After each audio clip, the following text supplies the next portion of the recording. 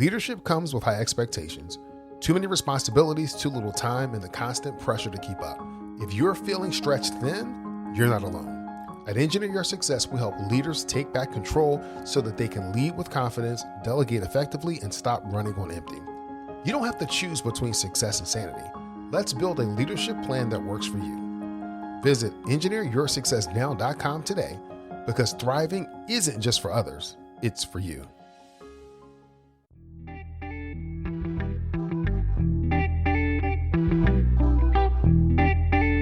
Success isn't just about what you achieve. It's about living a life that reflects your values and priorities. Welcome to Engineer Your Success, the podcast that helps you lead with intention and live fulfilled.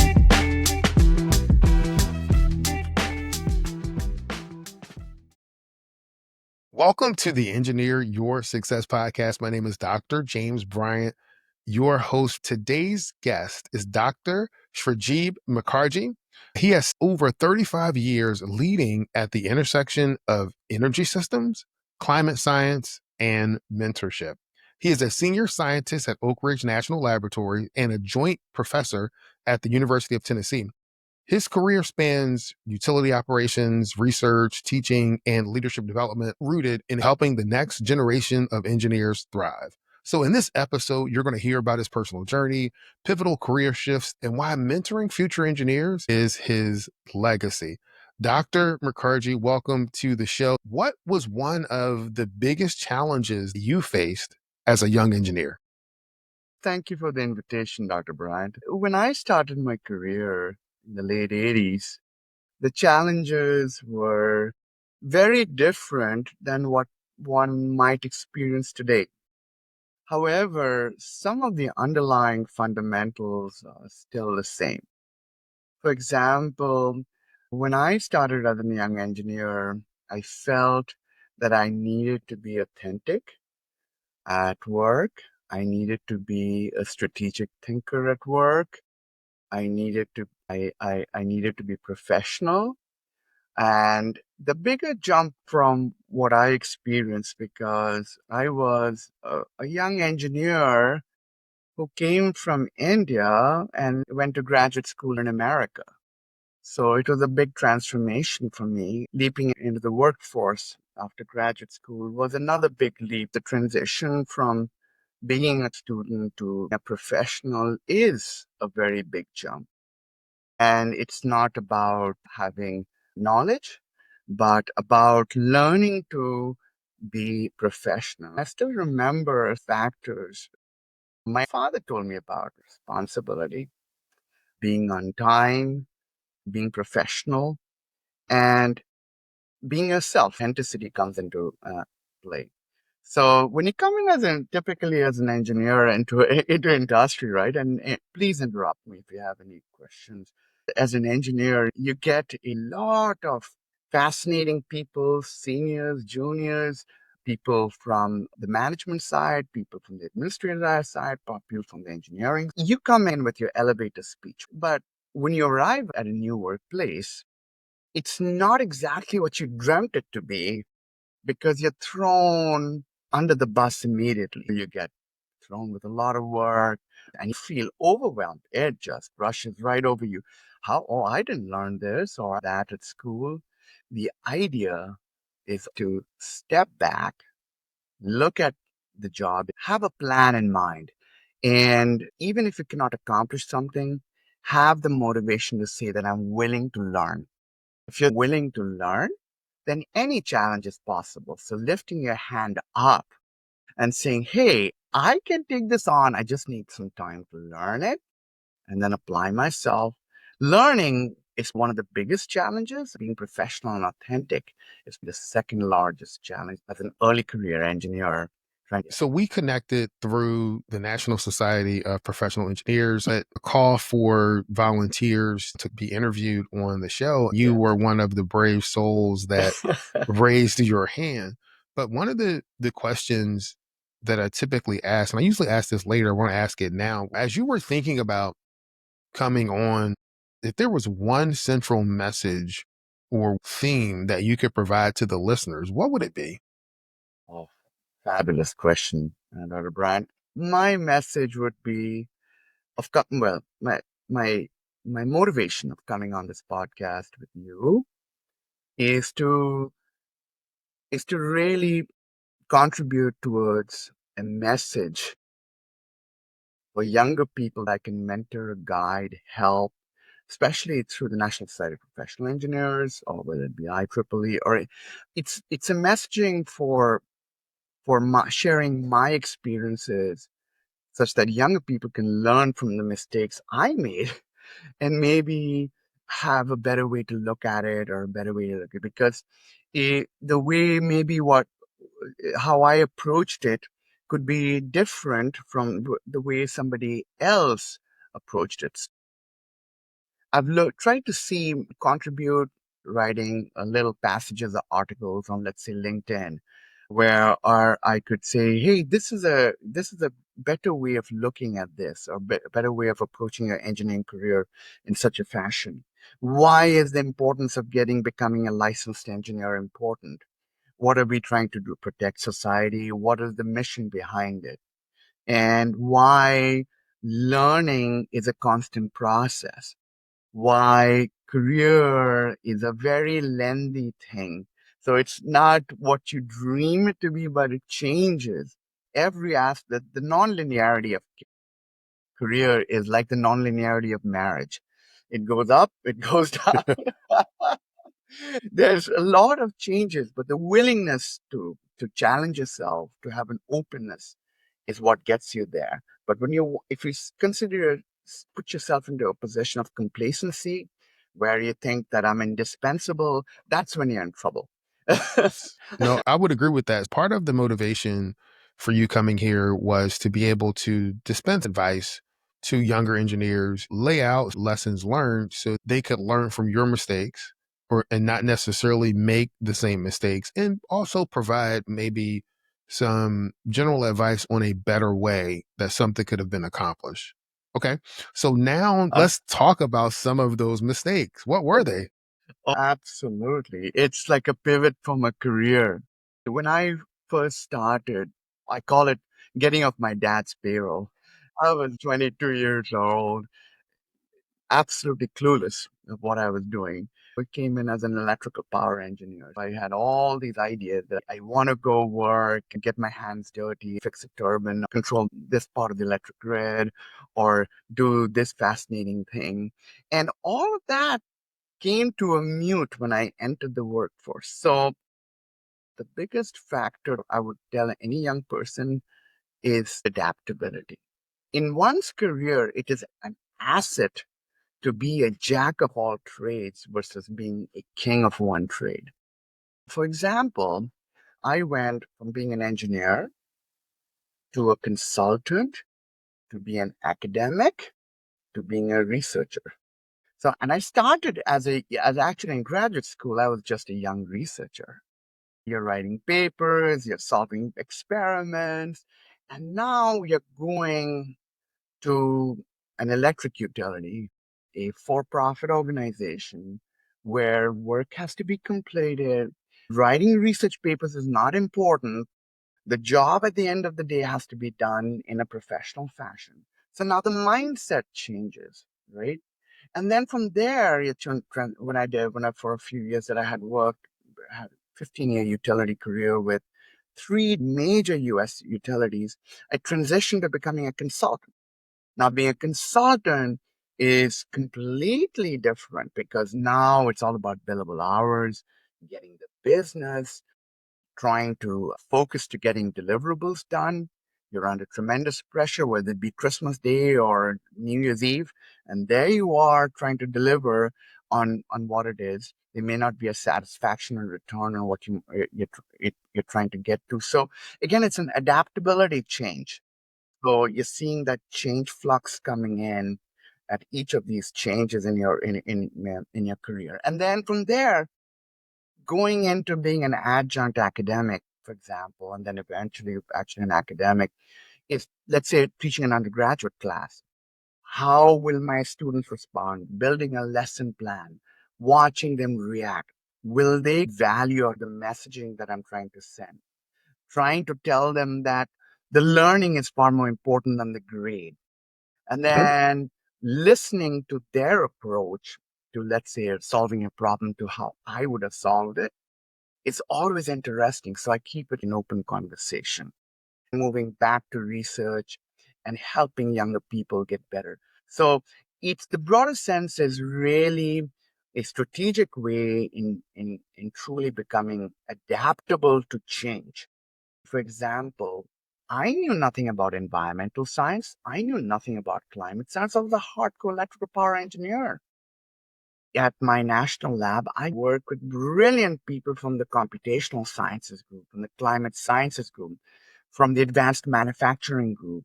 And each of these areas, these interdisciplinary sciences, gives us such a broader way to look at things. Mathematical sciences, to have the ability to think more broadly, to work in an interdisciplinary fashion and understand those kind of aspects is what truly defines having a long, successful, and sustainable career. Adaptability is key. Being able to adapt is key to a successful career, as well as raising your hand and letting your organization know that you want to learn, that you're Yes, willing to learn, and you have self initiation where you'll learn, come back, share, and continue to grow. agreed completely. And what happens with young people is in your 20s and 30s, there's a mad rush to get career promotions, get bonuses.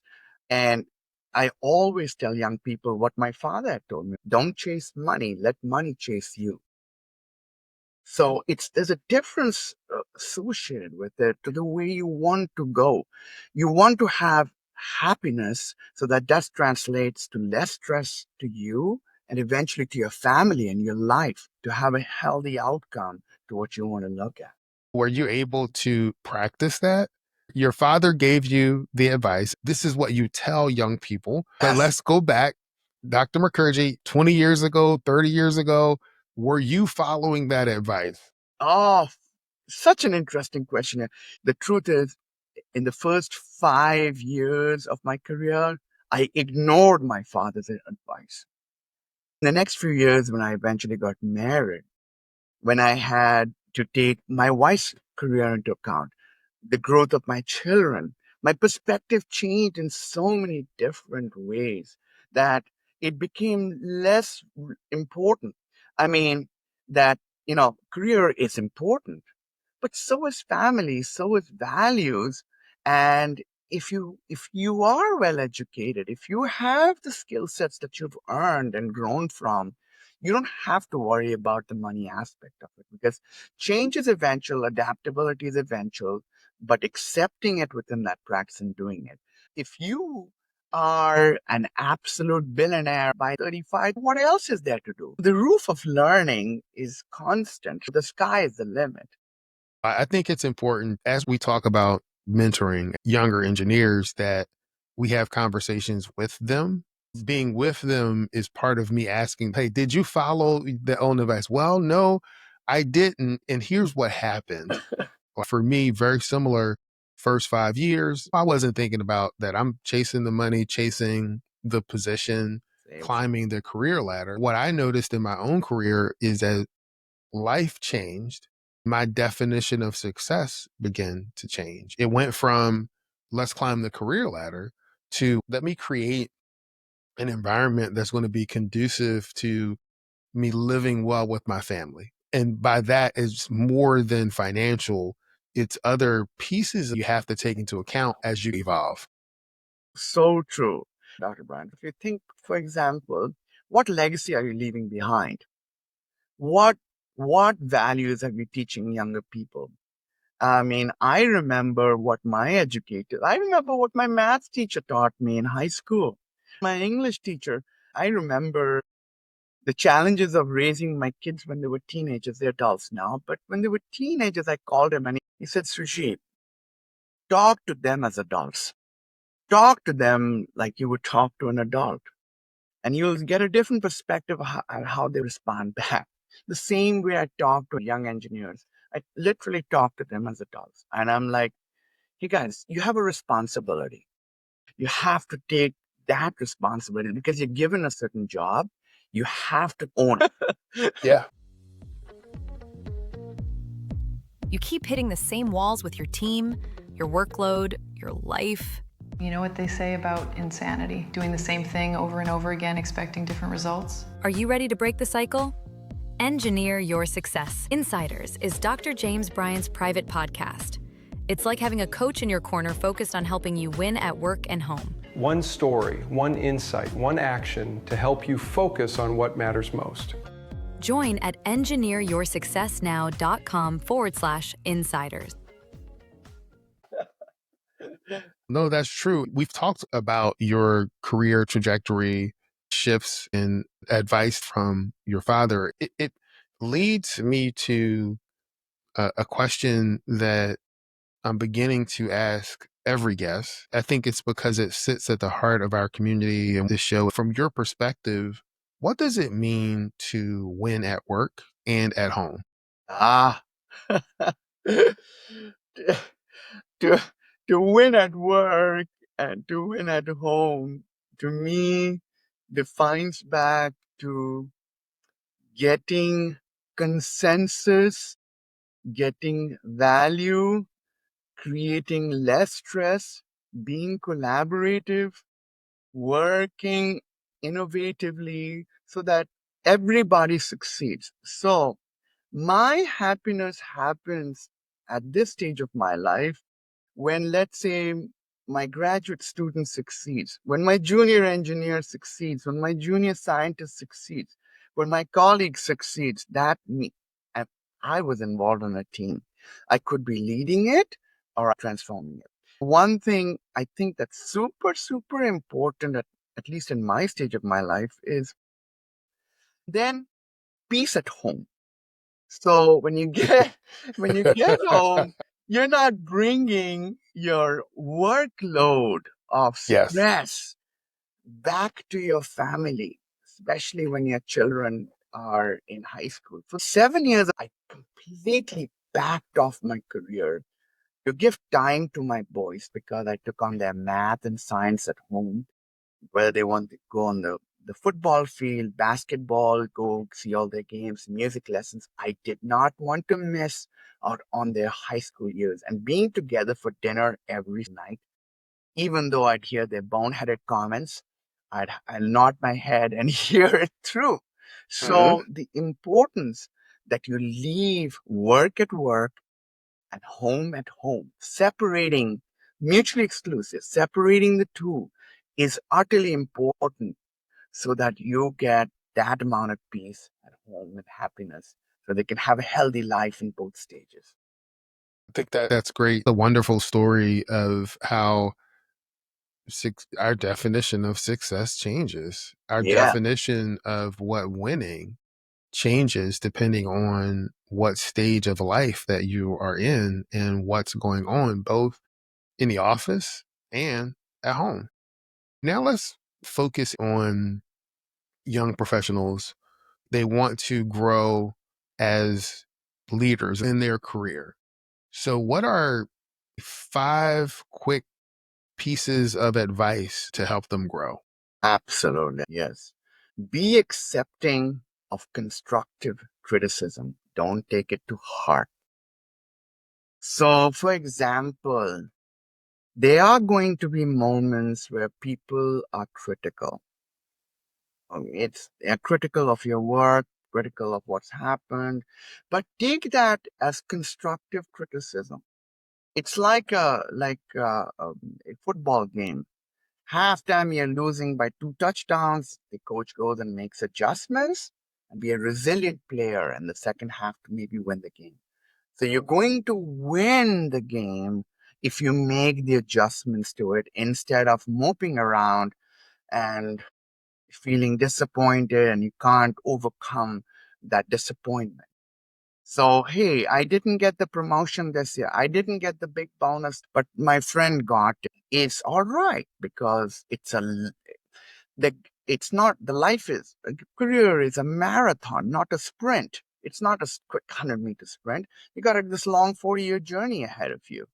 Number two, I would say, impress your peers, not management. They do your reviews, but you need to work collaboratively with your team, peers, cross-functionally. Your fellow peers are the ones who will recommend you for a promotion. Oh, that colleague is such a great colleague to work. He really understands it. He's ready for the next level. Believe me, that's the one they will come to get an opinion about you. So that is the number two. Number two. Number three, do not oversell your skill sets. People oversell themselves on LinkedIn. You're 22 years old and I'm a project manager doing blah, blah, blah. That's a red flag. Say you're willing to learn versus I know it all. Be humble. Humility is not only an art, it's a science. If you have humility, people will see and people will understand rather than saying that I know it all and then creating disappointment and then you're putting yourself at risk. You've just lost authenticity with them. Number four, I would say, is ethics. You have to be ethical in every aspect of your career. No cheating, no stealing, no lying. My fifth point being conscientious and disciplined. Be conscientious, be disciplined, and be courteous and respectful. That is great. So if someone's listening to this and they want to get in contact with you to connect, what's the best way for them to do that? Send me a note on LinkedIn.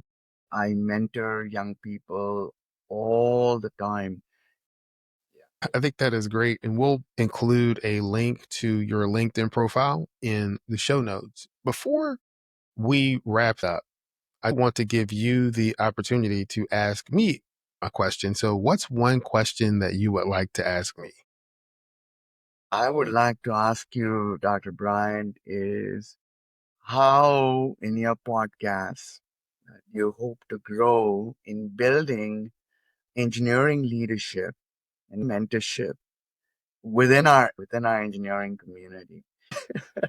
Well, I think for me, it's one, expanding the network. So, having other engineers on as guests of the podcast, like yourself, continuing to be involved in the National Society of Professional Engineers to let people know that there is a resource specifically designed to speak to them. I think to expanding on that and doing more of that is where I would see the biggest impact. And the other way Well that I said. would see expanding the impact is just through the Engineer Your Success Insiders, where we're going to be talking about leadership principles, talking about all of these things that you face, whether it is communication, executive presence, but the approach that we're taking is we're using one story, one insight, and one action that you can take 3 to 5 minutes. So it's really short and digestible that people will be able to take and immediately apply to a situation in their life. That is just fantastic.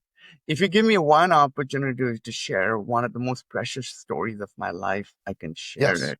Yes, please. So, as my children grew up and became adults, and I landed up having a little bit more time through the evenings, I decided my wife would tell me that their children who don't have the same opportunities for, let's say, tutoring in mathematics or sciences that some kids who are privileged might have.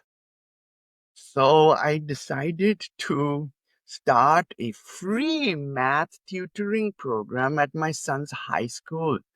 And I landed up this, I started almost 6 or 7 years back. And my first kid was the custodian's son. And he had never heard in the ninth grade, this kid did not, he had never heard about the word engineer. I made him watch Hidden Gems and I made him, I would tell him, of course, I had to do it in terms of tangible examples. So I said, do you want to drive a Tesla one day? And he would say, yes, I do. I love Tesla, or I love this. Do you want to build a rocket to go to Mars? I'm like, yes, I want to do this. And for 4 years, he would say, Dr. Mukherjee, I said, math is the most uncoolest thing in high school. It's challenging. I get C's. I hate it. My friends are getting A's and other easy classes and all the. I said, stick to it. Stick to the path. Stick to doing 4 levels to 5 levels of mathematics through calculus. And I promise you will be an engineer. You will outshine everybody. It's the learning that counts, not the grade. Don't worry about that aspect. 4 years later, after he finished his last senior year with me, he called that summer and said, I got into Georgia Tech. I almost started crying. His grandma and dad were like, we can't thank you. They're a family who couldn't afford. I said, money is not the issue. Just take that off the table. We give value to society. If we build in this fashion, our world becomes better. No, that is a wonderful story and a great note to conclude this interview. Dr. Mukherjee, thank you so much for being the guest on the podcast. I'm going to end this episode like I end every episode. Many people know what to do. Fewer people know how to do it. But there is a select group of people that are actually following through and are doing it and are making an impact. Thank you for being one of that select few. Thank you